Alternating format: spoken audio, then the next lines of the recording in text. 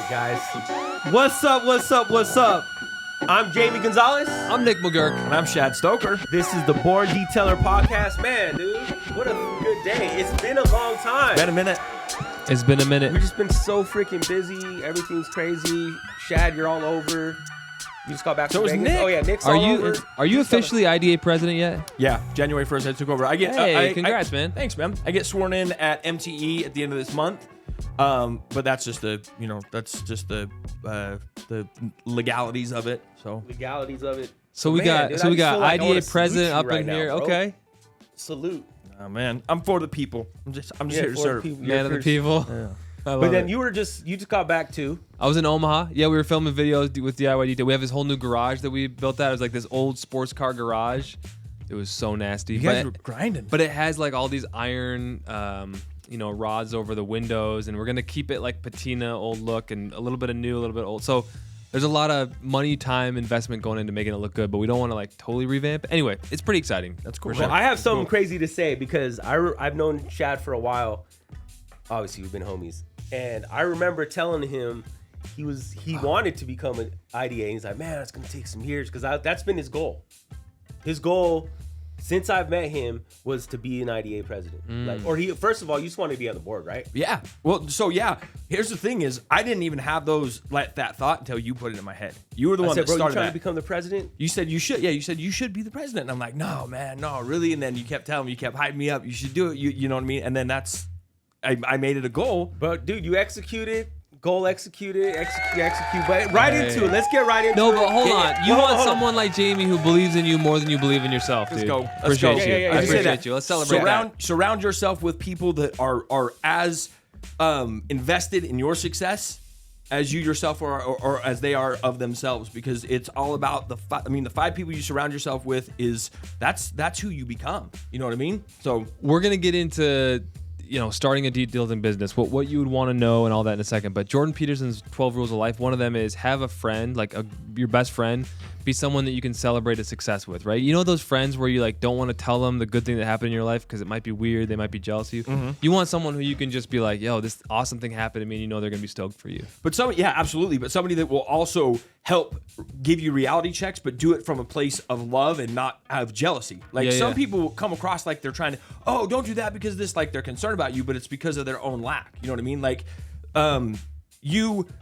you're on your way to the top, man, people cheer you on because you remind them of what's possible, right? But when you get there, they hate you because you remind them of what they haven't done, of what they failed to do.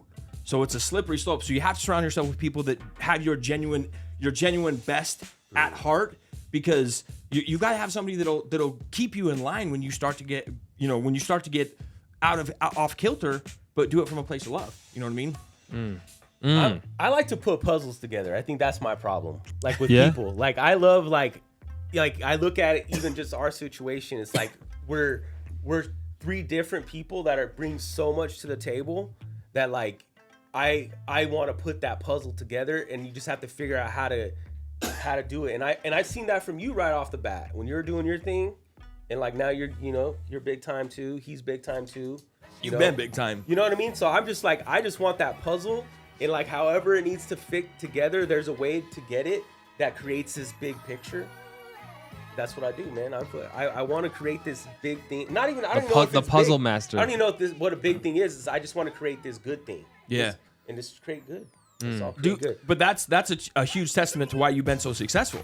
That you being able to see those little pieces and put them in place as what has generated what you have now. It is cool. But anyways, great. The puzzle that everyone's dealing with right now, I feel like across everybody, and it's been on Gary Vee. All these people are promoting these side hustles of growing or starting to be an entrepreneur, and put this on like this. Let's play this right now. Okay. Boom. Man, the volume's down. Let's go. Let's try this one more time. So yeah, but anyways, dude, so like straight off the bat. In this one, I'm going to be showing you guys. I'm helping my little brother start a mobile detailing business, and this is episode 1 in our series to document how we're starting it. In this one, I'm going to be showing you guys some of the equipment we got, as well as his first car wash, and break down how we're So right off the everything, bat, when I put this up, is like the reason why I wanted to talk to you guys about it was mainly is doing things wrong. Like how you deal with so many people. If I were starting a mobile detailing business today, what would I want to know, Jamie? What do you want to know? Because you got people. I don't even know if I'd want to hire people. I would just hope that I'm 22 and I got a good body ahead of me, and I'm willing to put in a hell of a lot of work. Dude, honestly, I people feel are like a headache, man. Yeah. That's my opinion, because I can't do what you do, I feel like. No one starts. I don't think when I started my business, I didn't start thinking I wanted to hire people, right? Yeah. So I just was like, this is the easy way to make money. And then I realized, like, even if you're making a lot of money by yourself, I think immediately if you're starting a business, I would hire people. You right, because that's a real replace yourself. business. Yeah. Because otherwise you create a job for yourself if it's just you. And that's all you're doing. So let's clarify that with something real quick, because you said this is an easy way to make money, and I don't think that's truly exactly what you meant. It is a super hard way to make money. It's easy. There's a low barrier of entry. There's a low barrier of entry. It's easy to get into because you don't have to have $50,000. You can start with $1,000 and really kick off right. If you know what I mean. If you get the right products, and you're really put in work. If you're willing to put in the work, and that's like with anything. Yeah, this guy does mainly. He has a pressure washing business, so he doesn't really detail. He offers anything that he can do with his pressure washer. This dude's whack. But he's got 700,000 subscribers selling like business advice and stuff. So I feel like, and that's the thing is that they do. Let's do window washing. Let's do pressure washing. Yep. Let's do all these easy. This is what and I don't know this dude. I'm just saying. I feel like this takes light away from professional detailers. When you said, here's $1,000, go to Walmart, buy a bucket, buy a wash. But they're grinding. They're on their knees, vacuuming out a car. I mean, they're putting in work. But as this dude's an IDA dude, it's like we're trying to level. We're trying to make the standard, dude. We're setting I want the bar higher than a dude showing up, which everyone can start like that, but we need to get away from that. Okay, let's talk about what you would want to know then. Okay, I'm out here. I'm watching your YouTube video. Tell me something that will help me start my business. Get your Google set up. What does that mean? So go get registered, get insurance, and get your Google set up so you can get reviews. Reviews in small business is everything. Do that immediately. Immediately before you do anything is get things. Yeah, you need to make money, right? Everyone needs to get bread.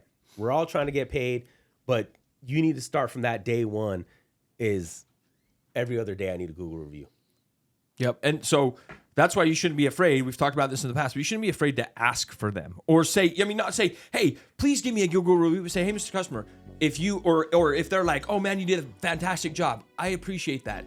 If you really think that I did a great job, it would be very beneficial and helpful for me and my business if you would go leave me a Google review. You don't have to beg for it. People, after the last time we talked about this, people started hating and saying, oh man, you shouldn't be begging for. We're not saying beg for them, but you should ask for them. I think you should. You should be asking for referrals. You should. Here's another thing guys don't do is ask for referrals. And don't say, hey, do you know anyone else that could use this? Say who? Who do you know that could utilize my service that saves you so much time and is so convenient for you to get your car done without the hassle of taking it somewhere if you're mobile, right? Sell them on convenience, but say, who do you know? You have to ask. So when you go to a restaurant, they ask you for a tip and they do it. It's on every single receipt. So that's the same gratuity. You know what I mean? Like ask for the reviews, but do it in a professional way. Yeah. I would focus on ceramic coatings early, because I feel like those are big ticket items, man. Those are big ticket items, and you can learn to polish. Like if you master the one step and you stop trying to be Jason Kilmer, winning awards, showing off for detailing for money's Facebook page. You know what I'm saying? Like you don't need a concourse detailer in the house. You need to be able to do one steps, man. But and interior honestly, detailing is going to be concourse if you had the time. I'm just saying. I think it takes a more comfortable ego to be able to handle one steps and making money than it is. Like I think trying to do concourse is coming from a place of insecurity. I know, but that's from experience. That's what I did. want to do that. I do too. I loved it, but I did it for me. Like now, as detailing for 20 years or whatever, I've been in the game for so long. I've reached that level of doing those, scaling my company and doing that way. To now, I want to do.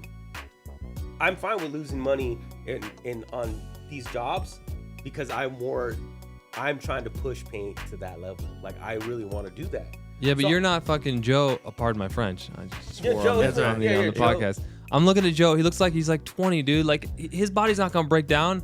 He can do this all day long.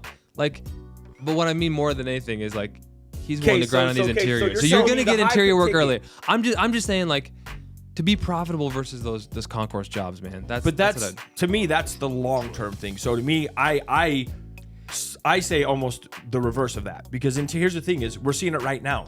Like, everyone except for the people that are really, really established. I know you're doing good with ceramic coatings. I have people come in the shop all the time. They're like, I'm not getting any coating jobs. Really? Now I'm having to go out and I'm having to dig because they've gone too far away from the interiors.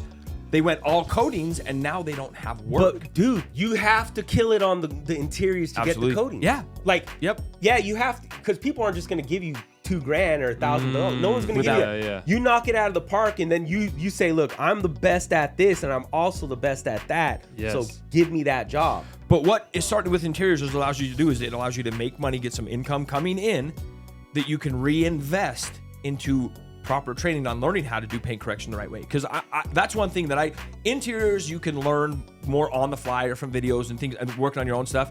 Paint correction is something that I truly believe you should get some form of education. You should go to some training to get a baseline level, especially now with OEM clear coats being so thin. If you go out there and try and figure it out on your own, you're setting yourself up for potential damage. Because I mean, I've seen Porsches that have 2.2 mils of clear off the freaking trailer. I do that. I take so much clear off sometimes. Well, no, I mean, that's off the factory line. Yeah, you're right.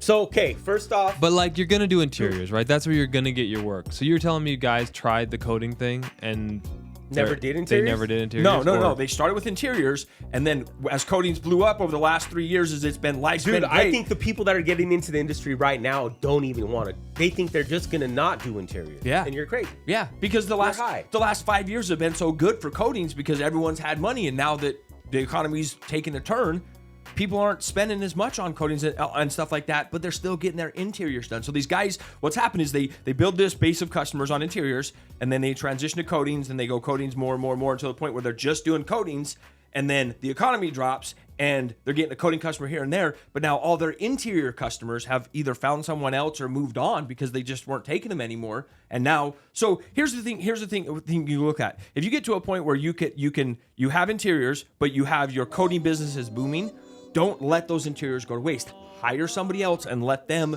do the interiors, and you focus on the coating. So that way, if something happens and that goes, then you can go back to, then sorry guy, I've got to let you go because I need to do the interiors. But you can, even if you take a lower margin, right? If you're used to making $50 an hour from interiors, I'm just throwing out numbers here, and then you step away from that, and now you're paying this guy $40 or whatever it is, and you're only making $10 off of each interior does, you're still making something, but you still have that book of business for when things get tough.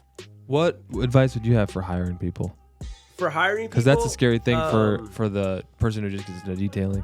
I work still, so it's you want to work with you want to hire people that keep up with you. If they can't keep up with the pace, they're just gonna quit anyway. So if you go in there, you set the standard of like, yo, I'm here to work. You see me, I'm going crazy. Like if someone comes, Gus or any of my guys or Henny comes and hits me up, and they're like, they know that I'm in that work zone, then they can hang with detailing. I can tell you right off the bat, dude, within the day. If somebody's gonna work, I would say you have like a week, and you're like, yo, is this dude gonna hang? Like, is he ready? Can he be out in the hot sun? Can he be out in the cold? Can he do? Let me ask you this, because you've done such a phenomenal job. Your company culture is as good as anybody's. Like, you have a core group of guys that have been with you. I've seen very little turnover here, and all your guys you've kind of built from the ground up through your ranks. So let me ask you this. Do you think that is because you've just hired really good people, or do you feel it's the culture itself that you've set here is what helps people stay and grow? Dude, I'm weird. This is weird. I'm such a vibe, dude. And I tell my wife, fuck your vibes. You know what I mean? Like, I feel a vibe. You know what I mean? You're certain people don't like that word. Yeah, they're like, oh, it's a sloppy word. It's not a very precise word. Vibe? Vibe. There's a lot of people that, like, I'm like that. Like, sometimes I might get slapped for this, but dude, like, women intuition, sometimes the vibe isn't where it's at. Mm-hmm. You know what I mean? What do you mean? What do I mean? No, I don't quite know what you mean. Like, the motherly instinct or woman intuition, sometimes men, I'd rather deal with the men vibe. Like Terry, Carlos, maybe they're really good at what they do. So maybe them of their being good at their job and being secure and knowing their shit, vice versa you. You're a man. I want to be around people that feel secure have their way and not. Women are emotional creatures, man. I've gotten things like, well, you're feeling the way you're feeling like this. I'm like, dude, that's maybe if you're taking how I feel like that, and that's breaking you down. Sorry, dude, I had to turn off the ringer. If that's hurting your feelings, sometimes listen to my words and don't listen to my vibe because everything's messed up. So, anyways, so when I'm hiring somebody, I'm really instinctual and vibely. Like, all right, is this guy just an arrogant asshole? And he's secure? Is that him? Am I being insecure by, you know what I mean? Yeah, you're trying to put words to what a vibe is, and a vibe is a vibe, man. Like a vibe escapes words, dude. It's just how you feel about someone when you're in the same room and the energy they have. But that sounds a little woo-woo, but you guys know what I mean. No, I know what you mean. Here's a good lesson of this, because this is something, actually, what we were just talking about earlier, this is how it should have went, right? But if you're getting a vibe from someone, like your wife, I've learned to do this with Danielle. I still have a lot of work to go, but I've gotten better at it. But I'm learning it, okay? So if you're getting a vibe from someone and it's not the vibe that you want, or if you're hearing something that's triggering you, get clarification. Repeat back to them what you're hearing. So is this what you're saying? Because most of the time we interpret things like our interaction. I should have clarified. Nick, is this what you're saying? And you would have said, no, man, this is it, or this is what I mean, and it probably would have dissolved that whole situation. But sometimes opinions are good though. Like, for sure. Sometimes just because I have an opinion, I'm not bringing you down. Like, that's a whole different thing. But okay, back to hiring people though. Vibe is really big on my part. Like, for instance, like certain people, it's like, yo, we listen to rap music here. We grew up in a certain culture. We all have a certain background of things that we've all been a part of. So like the culture of that, of how we are here, that's gonna offend you, then, and I know that, like, bro, that's gonna offend you. This probably is not where you should be. Same thing with you. So that's smart, man. So you hire people that you could actually, that you would kind of hang out with outside of work, that are like yourself. And not necessarily hang out with. I just know, oh man, I don't know. It's just a vibe that I get. Like, dude, I just know, like, because I get a lot of people that come and work here. They all want to be. They eventually want to start their own companies. So it's like, all right, you gonna come work here? Then that means you're an apprentice, right? That means that you're taking game from me, right? So like, you get to be in this culture. So like, I actually want people that want to do that, because I just want to be like, look, I want to create a teammate versus just an employee. Yep. Like, I don't want employees. What's super cool about that, and this is just a testament to the culture and the way you treat your employees, which I'm a big fan of, is a lot of these guys come on with that in mind, but so many of them are still here, right? And that just is because you do take such good care of your employees, from what I see. You know what I mean? And the culture you have here. Yeah, because I don't look at them as like that. I look at them as like, we're all more like partners. Yeah, we're partners. Yeah. You know, like we're like right here. I feel like this is a partnership. Anyways, dude, sometimes vibes don't listen to your vibes sometimes. Sometimes it's nothing to do with your vibes. Sometimes I think you got to trust your instincts, though. You got to trust your instincts, though. So, how much money realistically, I don't even think about this, but do they need to be spending on tools? Because we've done a top 5 interior detail tool podcast, so we can link that below. Gus Bus, you got this. Yeah.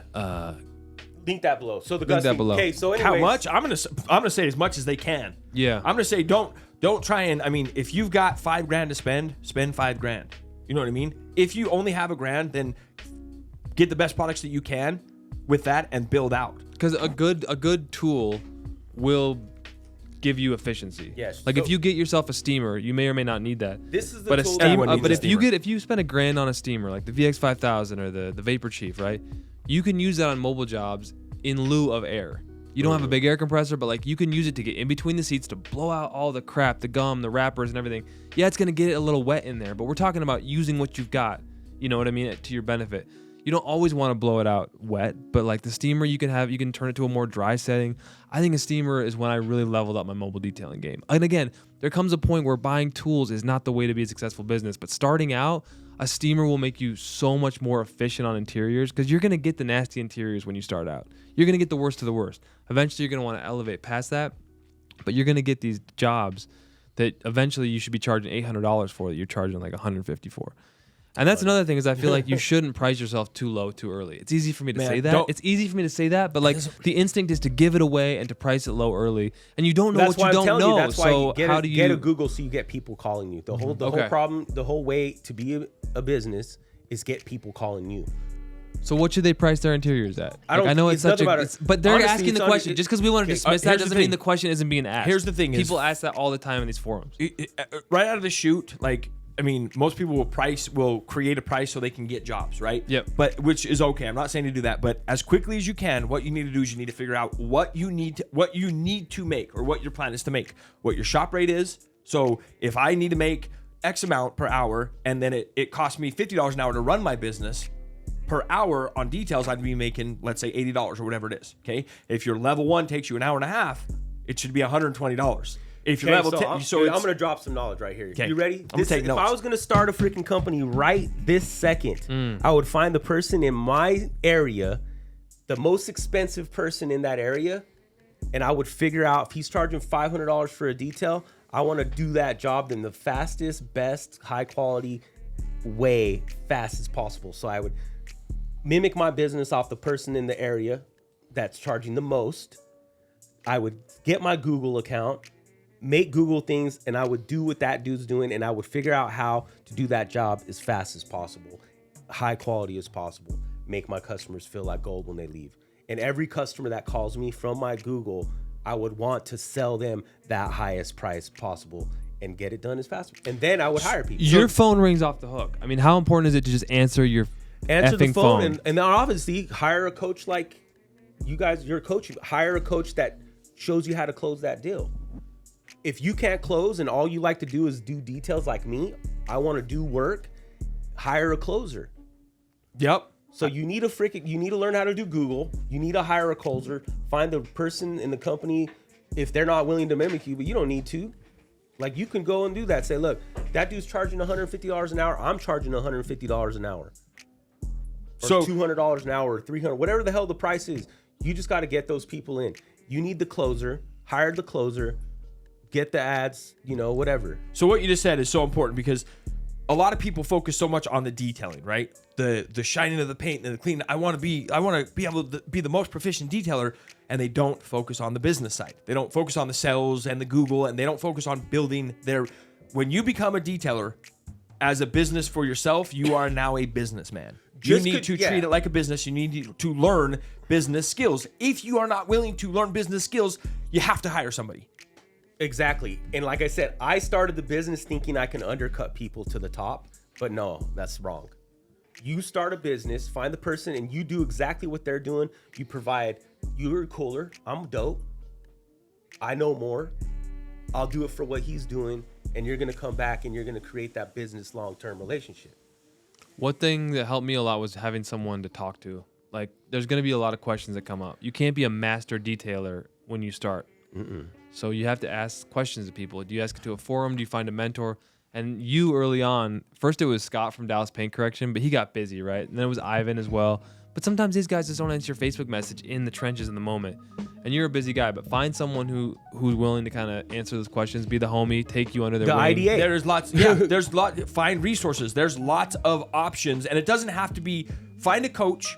And it doesn't have to be a detailing coach. Like I said, I'm a part of many different. I've been in Arte Syndicate. I'm in We Are the They, which is Jimmy Rex's coaching group. Like I spend a lot of money every month to be coached by really, really successful people. Okay, but that also puts me in a community of like-minded, successful people that I can talk business with. Not necessarily detailing business. There's a few detailers in there, but I can talk business. Oh man, you're a CPA. What do I do with my taxes? You're in my group. They'll help me because we have a common bond, right? We're in the same group, so they'll give me get a CPA. Yeah, bro. yeah, get a CPA right off the bat. Yeah. Joining a local group like even business, what is it called? BNI. Yeah. BNI. That helped me get a lot of business as yeah, well. you still talk to some of those people, didn't you? From BNI? Yeah, I mean, I have a chiropractor who's a friend. I got an HVAC guy who I met through BNI. That's who I ended up getting my shop with, was because the HVAC guy had a shop next to him that was opening up, and he told me about it. So like, that was a real fast track way Greg? for me. Yeah, so that's how you met all those guys. I met a lot of people through BNI, and it was like $800 to buy in, and you go once a week, so it's a huge time commitment at like 8 a.m. But see, that's what's crazy. I realized like how much it was worth it. Like how many things came out of me knowing that HVAC guy. Jeremy. How'd you meet Doctor? He's in the group, so every week he just gives a little speech about health. Yeah. So your doctor, you know, I haven't been in a group like that. I'm kind of in a group like that, but it's not BMI. But I'm in like a in a group, like a stock group. Yeah. You're in groups because you actually employ CPAs and other people that are professionals. So I mean, you've got that knowledge like on a professional level. So it's just a different form. Yeah. And I guess it is. I think business owners, you just gravitate, or people that just want to do better gravitate, whether it's your health. Like I know even in CrossFit or gym people, it's like all those people. If honestly, bro, like if I was a detailer, like go in a gym, be in a CrossFit groups, Orange Theory, whatever those things. Yeah, get to know people. People that take care of themselves, at least physically and healthy. Obviously, if they can hold that routine, they're gonna take it over the rest of their life. But anyways, okay. But being mobile, would you recommend people have one of those little stands that they fold out so people can see like detail in progress, you know, Joe's mobile detailing? I would do that. Yeah, like because the advertising opportunity versus having a shop is like when you're in that rich person's neighborhood and you're doing their Tesla, a lot of people who didn't even know you existed are going to drive by. Well, here's the so thing: if you have a little bit of advertising, I just wonder how people feel about that. Yeah, no, I'm like that. I'm down for that, bro. How many times have you been detailing your own car? I mean, this is a classic joke. Cleaning and your neighbor walks by and said, "Do mine next." So if you're a professional and you have it set up and the neighbors are walking by and they're like, "Hey, do mine next." Cool. You're going to pay me. All right. You know what I mean? Like, absolutely. Why not? You should capitalize on every opportunity you have to get your name out there. I love mobile for those reasons, man. You just meet people and you get referrals. So what about you, since branding, because obviously that's what you do, like right off the bat, should they just create a YouTube account, social media? Like, how would you do that? YouTube is tough. I think YouTube requires a special skill set and the amount of time you're willing to put into it. But like, I don't know. Do you think Instagram or TikTok have contributed to local business? Like, I'm curious what you feel like drives local business in terms of social media. Because for me, having Hawk Pro Detailing and then running it back to my local, like that business is now closed, but that helped a lot in SEO. Met him from that? Yep. I met you from that. From here? Yeah. Because I had a YouTube channel, you know. So I mean, it's just YouTube's a very competitive space nowadays. I think it's a lot harder to get into if you're making long form content. But the short form stuff. But here's the caveat to that. Yeah. If you're trying to make money off of YouTube, it is hard. It is not hard to put your work up on YouTube. No. And so YouTube is the second most search engine in the world now. It's Google and YouTube. Has been for a while. I know. Yeah. I know, but most people don't know that. Right. But so people will all literally go to YouTube and search for businesses in my area. So you may not start making ad money from YouTube, but you might get some customers. You just want to be everywhere. So you need the signs then. Omnipresence. Omnipresent. Just use your iPhone, by the way. Like, get a nice iPhone. You can shoot everything on there. You don't need a fancy camera. Edit it on Instagram. So I know. I'm just trying to let you go. So what else would you do? Because you're the social media dude. Man, I would have enough. I would have enough capital to do it right. Like you don't need it. Like I detail out of my legacy, but I don't know, man. If I did it again, and sometimes I fantasize about it, like it wouldn't be the financial decision that I could make now, but I would get like a van, bro. I would get a van. I would get it all pimped out. Like I would want to I would want to enjoy that and like have branding on it, you know. And am I crazy to like that? That's a real investment, right? But to make it look good, have branding on it. So when I'm driving around Heber or whatever, it's like people see it, like the amount of eyeballs that would get. Yeah, you know. Here's the thing, because I can handle this. I could do the social media. It just takes time. Content is what the important thing to say about content is you want to know what your focus is going in, right? Yeah. Are you putting stuff on YouTube to gain customers or to gain followers so you can make ad money? Because your content's going to be different depending on what you're focusing on, right? If you're showing like clips of this is my transformation of every detail that are 3 minutes, right? To get customers, then your content's going to be different than if you're trying to do a DIY to gain followers. So know what your goal is with your social media, what you're trying to accomplish before you start it and actually start to put out content. Yeah, I would say one thing with detailing, because there's all kinds of different marketing strategies out there, but just give away everything you know. Don't hold anything back. Everything you know about how to clean a car, explain it. Show your face, and then people are gonna be like, That guy knows what he's talking about. It's not like he gave me the secret that I'm going to do it now. But And if I want to do it, I'll do it. But otherwise, I'll hire that guy, you know? But if somebody's looking for a detailer to do their car, do they care about all the things that you know, or do they care about the before and after, or the process, or the, you know what I I mean? feel like let the me say before this. and after and just the shiny paint jobs, I don't know if those do as well. I think they No, want to I see don't you think so. working. They want to But let see me you tell working. Let me tell you what makes you feel good. It's just like when you're working out and you're doing you got to do that with your business. Make your business look good, then it's gonna make you feel good. Look good, feel good. That's right. Get them biceps, but your van can be them biceps, bro. Hey. Your Those window biceps, traps. your biceps is that six pack, For sure. bro. You serious? You serious? You serious? Are you serious? You know- I'm dead serious. you know what bro. time it Look is, good, right? Feel good. Motivation Monday. It's not even Monday, but here we go. Let me put the volume on. You know Shad's about to go ham. Here we go.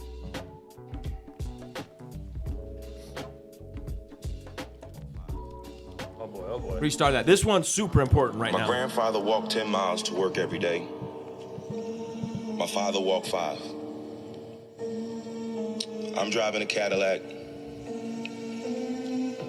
My son is in a Mercedes. Said my grandson will be in a Ferrari. But he said my great-grandson will be walking again. So I asked him, I said, well, why is that? And he said to me, tough times create strong men. Strong men create easy times. Easy times create weak men. Weak men create tough times.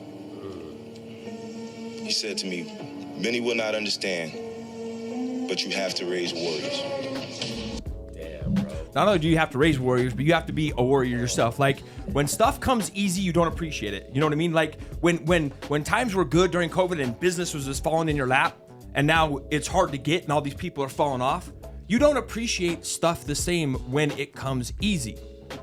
As human beings, the process is what we truly value. It's the growing, it's the achievement, it's the accomplishments. It's not the end result. And that's what we should value. But if you don't continue to grind when things are good, you will die. I've said this before, but you grow or you die. If you are not moving forward, you are dying. Your business is slowly going under. And when things come easy, we have this tendency to think that it's going to continue to come easy. Lottery winners are a perfect example. Do you know how many lottery winners, you could win $10 million, and it is like a statistic, it's like 3 to 5 years, maybe a little bit longer later in life, you will be broke. You know why? Because that money was given to them and they didn't know what to do with it. So when shit comes easy and you don't have to earn it, you don't appreciate it and you will not continue it.